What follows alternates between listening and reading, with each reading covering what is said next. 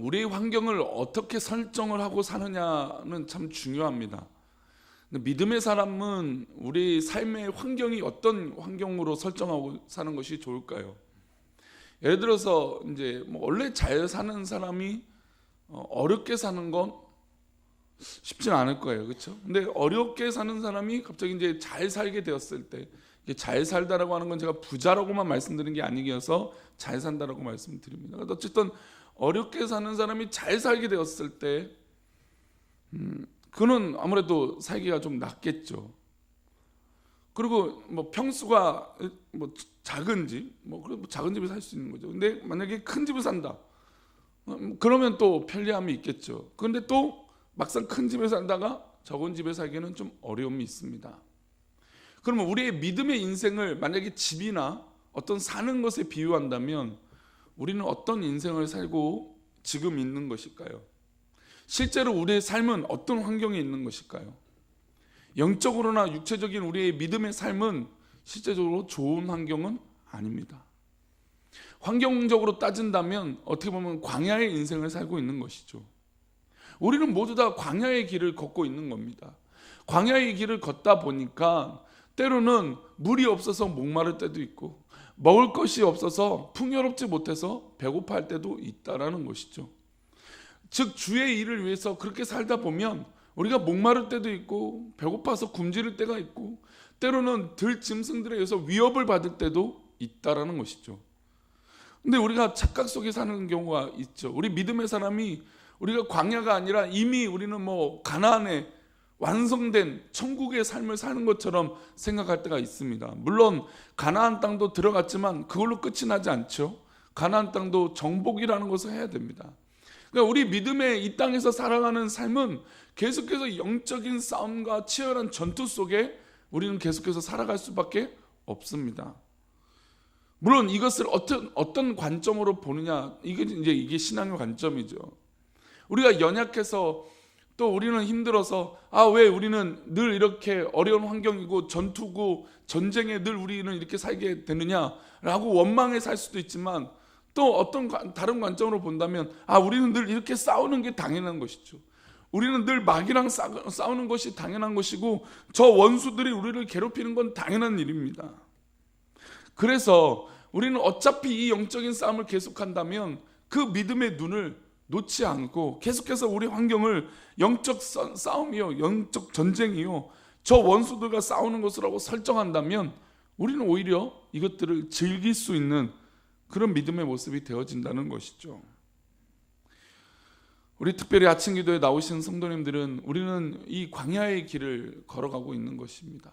이 광야의 길에 우리 성도님들 포기하거나 또 중도 낙오하지 아니하시고 정말 끝까지 주의 길을 힘써서 걸어갈 때 오히려 하나님의 돌보심이 있게 될 줄 믿습니다. 그런 의미로 보면 오늘 욥은 어떻게 보면 잘 사는 사람이었어요. 동방의 의인이고 부족함이 없었던 그런 사람이 바로 욥이었습니다. 근데 그런 욥이 하루 순간에 모든 걸 잃어버리고, 또 심지어 자녀들과 가족들도 또 아내도 떠나버리는 그런 엄청난 어려움과 시련을 겪게 됩니다. 게다가 욥이 만약에 하나님과 사단의 대화를 알고 있었고, 나에게 이런 어려움이 있을 것이다 라고 하는 것들이 하나님 기도를 통해서 이미 깨닫게 되었거나 어떤 이런 도전이 있었을 때 그렇구나 라고 알았더라면 오히려 더 능숙하게 이 사건들을 이겼을 것입니다. 물론 잘 이기는 모습이기도 하죠. 근데 이 모든 것들을 몰라요. 우리가 삶을 살다 보면 시련을 겪을 때 알고 그 시련을 겪는 경우가 있습니까? 없죠. 불의에 또 예상 밖의 어려움들이 정말 말도 못하게 우리를 엄습하고 우리를 넘어뜨릴 때가 있다라는 것입니다. 욥도 마찬가지죠. 물론 이 경중과 어떤 차이들은 비교적 차이는 있겠지만 욥도 자기가 예상치 못한 어려움을 겪게 된 것입니다. 사단이 먼저 욥에 가지고 있었던 소유물을 전부 다 빼앗고 쳤습니다. 큰 부자였던 욥의 소유를 한순간에 다 빼앗아 간 것이죠. 자식들도 모두 다 데려갔습니다. 욥은 한순간에 빈털터리가 되었습니다. 만약에 우리 일 가운데 이런 빈털터리가 되는 일을 감당할 수 있는 사람들이 있을까요? 상당히 이 문제는 어려운 문제일 것입니다. 하지만 욥은 하나님을 원망하지 않았어요. 하나님은 이런 욥이 자랑스러웠습니다.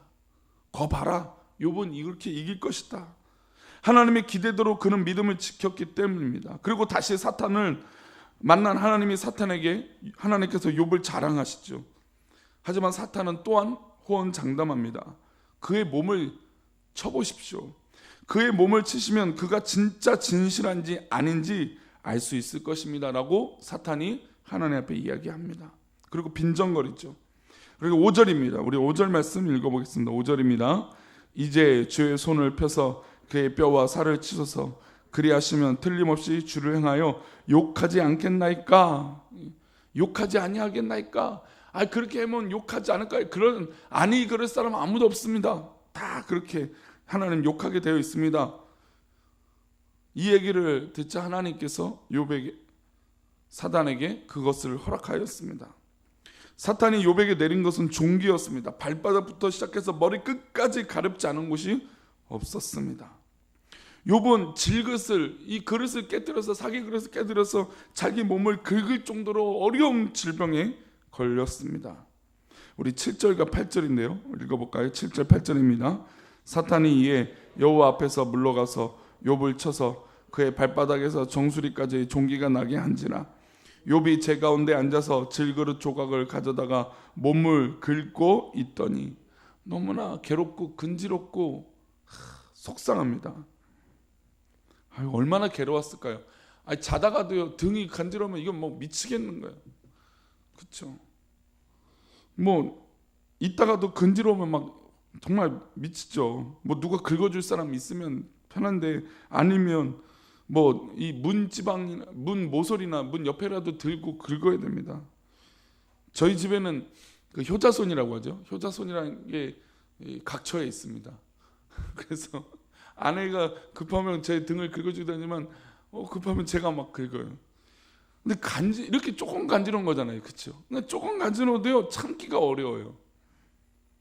근데 지금 이 욥이 얼마나 간지러운지, 사기 그릇으로 이 질그릇을 긁으면 뭐가 날까요? 피가 나죠. 이게 시원한 것보다 아마 아픈 게 더 컸을 거예요. 간지러운 것보다.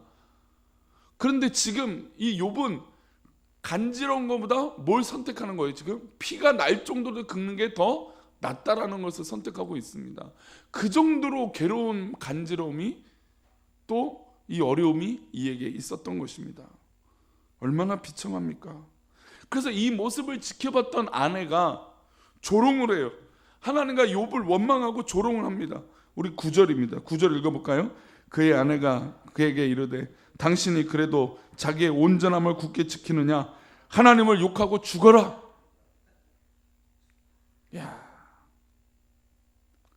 때로는 이제 부부 중에 한쪽 남편이든 아내가 예수를 믿을 경우 말은 이렇게 잔인하게 하지 않더라도 우회나 돌려서 우리에게 이렇게 이야기할 때가 많죠.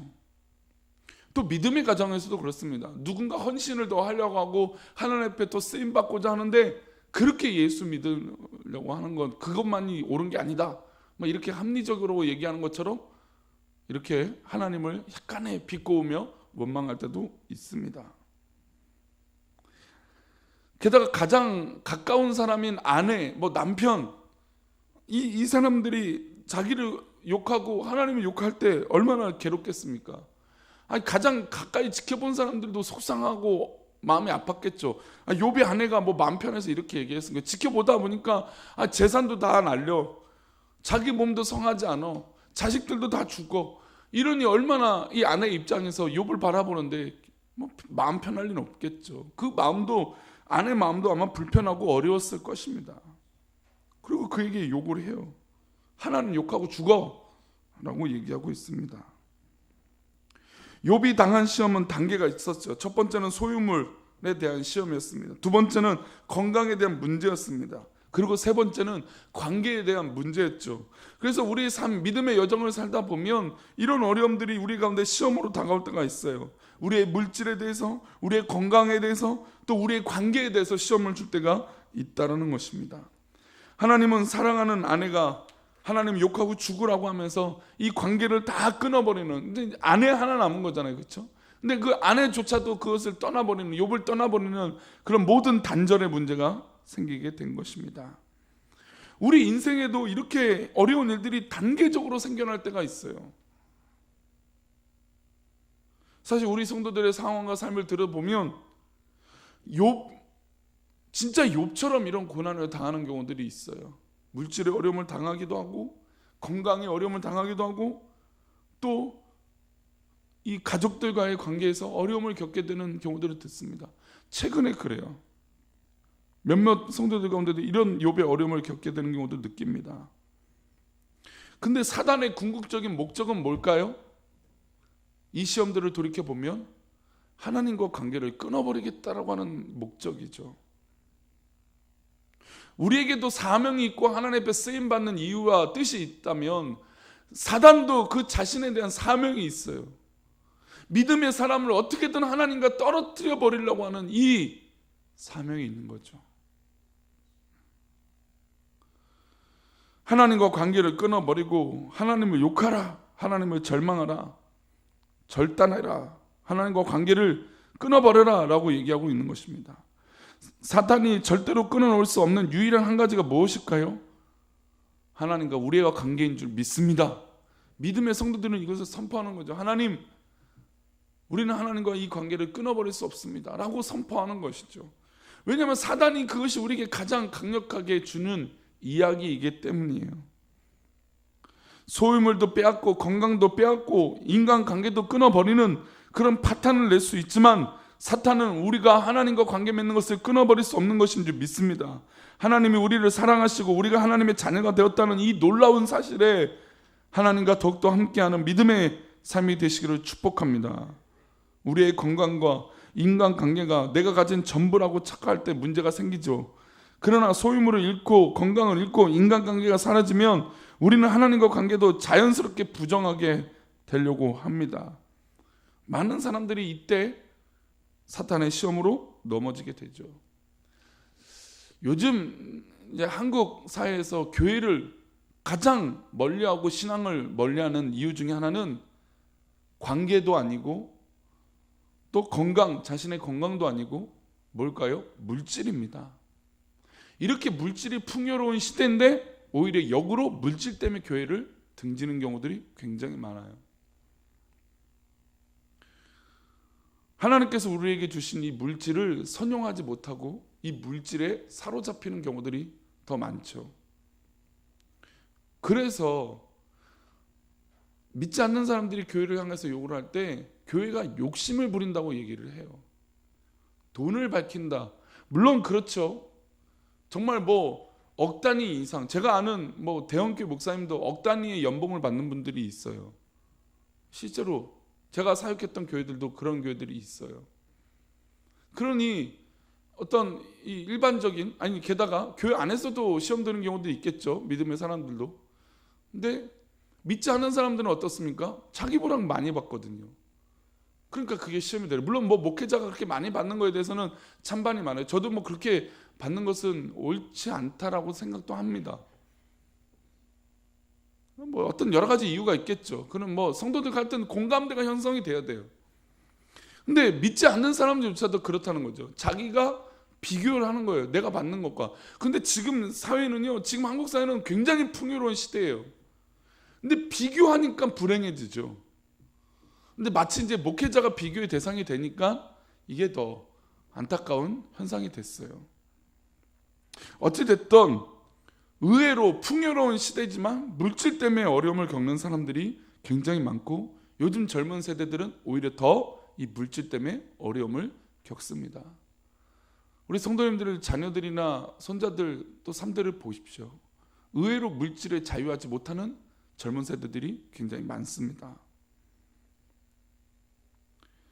우리는 물론 저는 아직 젊다 치고 우리 어른들은 얼마나 어렵게 사셨습니까? 근데 어렵게 사셨지만 남들에게 베풀고 사랑하는데 인색하지 않아요. 오히려 문제는 내가 도움을 받기를 싫어해서 문제인 거지. 도움을 주자고 하면 누가 요청만 하면 그거 싫어하는 사람이 없어요. 우리 어른들이 다 그렇게 사셨죠. 이게 원래 그 물질, 건강, 이 모든 이 관계 하나님께서 그렇게 허락하셨는데 지금은 오히려 한국 사회가 이런 물질 때문에 많은 부분들이 하나님을 떠나 있습니다. 그러나 우리 진짜 믿음의 성도들은 모든 면에서 하나님과 이 관계를 끊어버릴 수 없는 놀라운 믿음의 확신이 있기를 축복합니다. 그렇잖아요. 우리가 사실 이 땅에 태어났을 때 가진 게 있습니까? 아무것도 없이 태어났어요. 공수래 공수거죠. 그렇죠? 우리는 어차피 아무것도 안 갖고 태어났고 아무것도 걷어들일 거 없이 하늘나라 갈 사람이에요. 오히려 더 하늘나라에 놀라운 상급이 예미되어 있어요. 얼마나 감사합니까? 제가 서론에 말씀드렸는데 우리 인생은 어느 인생을 살아가고 있다고요? 지금요? 광야에 살고 있어요. 아니, 광야에 살고 있는데 뭐가 우리가 부여잡고 뭐 이렇게 손에 잡고 있을 게 뭐가 있습니까? 아무것도 없어요. 광야에 살다 보니까 절대적으로 누구의 도움이 필요합니까? 하나님의 도움이 필요해요. 하나님이 만나를 내려주셔야 되고 하나님께서 바위에서 물을 내려주셔야 되고 메추라기를 주셔야 돼요. 그리고 하나님께서 우리의 옷들과 신발을 상하지 않도록 해지지 않도록 우리를 지켜주셔야 돼요. 그것을 우리가 믿음으로 경험하고 나아가야 되는 것이죠. 사랑하는 우리 아침 기도에 나오신 성도님들은 이 광야의 길에서 오히려 전능하신 하나님의 손길을 누려 믿음으로 이기시기를 축복합니다. 광야가 그래서 축복인 거예요. 어떻게 보면 어려움이 더 축복이에요. 내가 더 하나님 앞에 기도할 수 있고 더 하나님과 관계를 굳건하게 붙잡을 수 있기 때문이에요. 물론 저는 이 강단이니까 우리 성도님들에게 이렇게 말할 수 있는 거예요. 물론 개인적으로 말한다면 이렇게 말하기는 어려울 것 같아요. 잔인하죠. 어려움 겪고 있는 성도님한테 하나님만 잘 붙들면 이깁니다. 하나님 말씀이죠. 그렇습니다. 제가 인간적으로 성도님들이 이런 어려움이 있다면 쉽게 이 얘기는 할 수 없을 것 같아요. 그러나 진짜 하나님은 의도는 이런 어려움이 있지만 그러나 하나님은 절대로 우리 성도님들을 포기하지 않으세요. 그리고 우리 성도님들도 하나님과 이 관계를 포기하지 않는다면 결국 하나님께서 그 모든 것들을 갚아주시고 채워주실 것을 믿습니다. 욥의 아내처럼 그렇게 하나님을 원망하고 떠났어요. 그러나 욥은 사탄의 속임에 넘어가지 않습니다. 10절 말씀입니다. 10절 말씀 10절입니다. 읽어봅니다. 시작. 그가 이르되 그대의 말이 한 어리석은 여자의 말 같도다. 우리가 하나님께 복을 받았은즉 화도 받지 아니하겠느냐 하고 이 모든 일에 욥이 입술로 범죄하지 아니하니라. 할렐루야. 우리 사랑하는 성도님들, 우리 입술에서 범죄하지 않기를 축복합니다. 하나님께 복을 받았어요. 그런데 하나님께서 주 안에 살다가 화를 겪는다 해도 하나님 뜻 아니겠습니까? 그런데 한 어리석은 여자의 말같이 그런 넘어짐이 우리 가운데 있지 아니하고 하나님께 복을 받았은즉 화도 받지 않겠느냐라고 하는 마음으로 또 이 모든 일에 욥이 입술로 욕을 하나님을 하지 않는 것처럼 원망하지 않은 것처럼 범죄하지 않은 것처럼 우리의 믿음의 이 광야의 여정이 그렇게 있기를 축복합니다. 그런데 만약에 이한김 서론에 말씀드린 이 길이 광야의 길이 아니고 우리는 이미 꽃길이라고 착각하면 우리는 원망할 수밖에 없어요. 그러나 믿음의 여정을 사는 성도님들, 우리는 지금 내 눈에 보이는 꽃길일지라도 진짜 꽃길이 아닙니다. 우리의 길은 광야의 길이에요. 그런데 누구랑 함께 하니까 이것이 꽃길이 될까요? 하나님과 함께 하니 꽃길이 되는 거죠.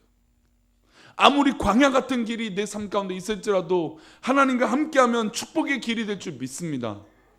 그러니 우리 사랑하는 성도들, 지금의 이 길은, 우리 꿈꾸는 교회가 지금 하나님께서 기도하게 하시는 이 길은 우리가 하나님의 은혜를 경험하는 정말 딱 좋은 기회인 줄 믿습니다. 그렇게 믿음으로 선포하시고 승리하시는 우리 사랑하는 성도님 되시기를 축원합니다. 기도하겠습니다. 하나님,